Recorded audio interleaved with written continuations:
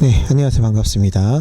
오늘은 이제 인수격입니다. 인수격 사주의 기운을 보고 관인상생의 성향을 좀 보도록 하겠습니다.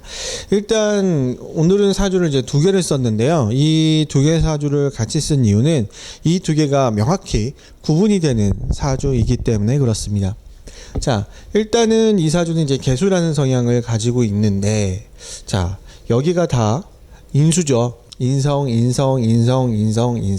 그래서 다 인수의 신강한 사주입니다. 그렇기 때문에 인수가 인수격이 되면 어떻게 돼야 돼요? 관이 있어야 되죠. 그래서 관이 있어서 인성을 생해줄 수 있는 관이 들어와야 한다. 그래야 관인생성격의 사주가 된다라는 개념인데, 여기에 이렇게 관이 떠 있죠. 수의 관인 토가 술토에도 있고, 이 술토가 투출하에서도 있습니다. 그렇기 때문에 이 관이 제 역할을 할 수가 있죠. 그래서 이 사주는 관인상생격으로 좋은 사주이다 라고 쓰여 있습니다. 원문을 좀 읽어드리겠습니다. 원문을 읽는 이유는 제가 얘기한 게 아니라 이 책에 이렇게 쓰여 있다라는 겁니다. 자, 소수인수 세간 우투출 무간 위지 관 인양전 극이 위명. 그래서 이 토가 인수격 사주에 토가 관이 투출되어 있기 때문에 이로 인해서 극이 유명, 아주 좋은 대기격 사주이다 라고 얘기가 되어 있습니다. 이 사주도 볼 텐데, 이 사주는 목이 기준이죠. 그래서 수가 여기에 이렇게 쌓여 있습니다. 나의 인목도 가지고 있고 목도 있고.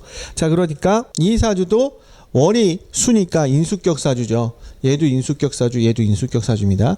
인수격 사주인데 뭐가 없어요? 금이 하나도 없습니다. 금이 하나도 없기 때문에 이 사주가 관인상생격 사주가 되지 못한다. 그래서 안 좋은 사주다 라고 이야기를 하고 있습니다. 책이어서 이렇게 단적으로 쓴 건지는 모르겠는데, 왜냐하면 저도 어떤 강의를 할 때 좀 뭐랄까요, 이것만을 알려주기 위해서 하는 게 있거든요. 그래서 이렇게 쓴지는 모르겠는데 여지가 있는 사주예요. 첫 번째, 이 위의 사주는 인성이 많은 사주이기도 하지만 이게 신유술 금국이 되거든요. 금이 강하니까 금을 제어해 줄 수 있는, 그러니까 금과 연관이 있는 토, 관이 들어옴으로 인해서 관인상생격 사주가 되었다라고만 나와 있어요. 자, 그러면 이 사주도 볼까요? 인성이 많고 목이 많고, 그래서 인성격 사주인 건 맞죠? 여기가 기준이 되니까. 자, 그런데 여기 인호합화가 있어요. 그럼 뭐가 돼요? 상관패인이 되거든요. 왜? 수의 힘을 사용하는 또는 극하는 화가 있으니까 이게 지금 상관패인격 사주란 말이에요. 그럼 좋은 사주거든요. 근데 이 책에는 그런 개념이 전혀 없어요. 이 책에는 그런 개념이 없고, 그냥 얘는 인수가 강하니까 토가 있어서 좋다. 얘는 인수가 강한데 금이 관이 없으니 이 사주는 안 좋은 사주다 라고 쓰여 있습니다. 인각왕연 무관성상조. 그러니까 얘가 인성이 왕성한데 무관성상조, 관이 없다. 그러니 발복불 후야. 관인상생격 사주가 되지 못해서 발복하지 못했다 라고 얘기를 하고 있는데, 이 인성이 있단 말이에요. 그럼 좋은데 신강사주에 화가 있으니까 이게 가르치기 위해서 이렇게 쓴 건지는 모르겠는데, 그러니까 그래서 두 개를 같이 비교를 한 겁니다. 이거를 안 보고 그냥 관이 있다 없다만 가지고 좀 설명을 하기 위해 쓰여 있는 사주가 아닌가라는 생각이 들어서, 그러니까 이 사주가 안 좋다고 써 있는데 과연 이 사주를 안 좋다고 볼 수 있는지는 좀 의문인데, 일단은 인성격 사주에 관이 있냐 없냐, 그래서 있으면 관인상생격, 없으면 관인상생격 사주가 성립되지 않았다라는 것을 기준으로 본 사주입니다. 이 사주들은 이제 다른 성향을 가진 사주들입니다. 풀면 풀수록 제가 잘 풀고 있는지 잘 모르겠어요. 자, 일단은 이 사주는 이제 무토라는 성향을 가지고 있고 밑에 지지가 인호술 화국이 되어 있음으로 인해서 인수격 사주인데 이 사주는 왜 안 좋다고 얘기하느냐? 수기운이 살아 있어서 제극인이 되기 때문에 이 사주를 안 좋다라고 이야기하고 있습니다. 유 인호술 화국 위호 불합 시상임자 수 왕제 능축인 소위 실명 생기시병 정화 소목 고야. 그러니까 지금 한 말 그대로예요. 여기에 인호술 화국이 되어 있어서 인수격인데 수가 살아 있음으로 인해서 수가 합이 안 되고 살아 있음으로 인해서 이 수가 제극인을 함으로 그러니까 화를 극함으로 이 사주는 화의 기운을 잃었다. 그러니까 인수의 기운을 잃었다. 그래서 실명한 사주다라고 얘기를 하고 있어요. 근데 교수님한테는 배웠을 때는 제극인도 성립한다고 얘기를 했거든요. 근데 얘는 제극인은 무조건 안 좋다고 얘기를 하고 있어요.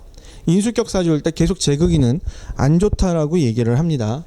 자, 거기에 비례해서 이제 이사주인데 이 사주는 어떻게 얘기를 하냐면 내가 환대 목이 가나서 인수격 사주다. 그런데 토가 이렇게 두 개 있으니 관인상생격 사주가 된다라고 이야기하고 있습니다. 명 용묘 위인 그러니까 인성이 있다 이거예요. 용계 위간 그러니까 개수가 필요하다. 이 사주가 왜 여기에 뭐가 있으니까 인성이 있으니까 개수가 필요하다. 연재 묘일 재진 소위 관인양정 뭐 이렇게 써 있습니다. 그러니까 연재 묘일 재진 연재에 묘일 재진 그러니까 진토가 있어서 이 진토가 이 뒤에 있음으로 인해서 소인 관인 양전 그러니 관인상생격 사주가 된다라고 보는 건데 자 이것도 이게 지금 여기에 보면 무토와 개수와 을목이 있죠. 무토 을목 개수던 뭐 아무튼 개수가 있어요. 이 개수가 있기 때문에 이 개수가 어디 떠 있어요? 여기 떠 있죠. 그렇기 때문에 관인상생격이라고 얘기를 한 것 같아요. 왜? 무토가 있어서 개수가 여기 보면 분명히 나와 있거든요. 인성을 받는데 개수가 필요하다. 그런데 진토가 있기 때문에 개수가 영향을 해서 관인상생격 사주가 된다. 이렇게 얘기를 했어요. 그러니까 이렇게 봐야 될 것 같은데 재밌는 건 그냥 이렇게 봐서 토가 살아 있어도 토도 여기에 추출했거든요. 그러면 상관폐인이 돼도 돼요. 목화토가 왕성한. 근데 이거를 굳이 관인상생으로 봤어요. 또 하나 여기 인묘 그러니까 묘진이 있기 때문에 이게 목국이란 말이에요. 목이 엄청 강한 신강사주. 그러면 개수와 무토가 다 필요하죠. 근데 이런 합에 대해서는 얘기를 안 했어요.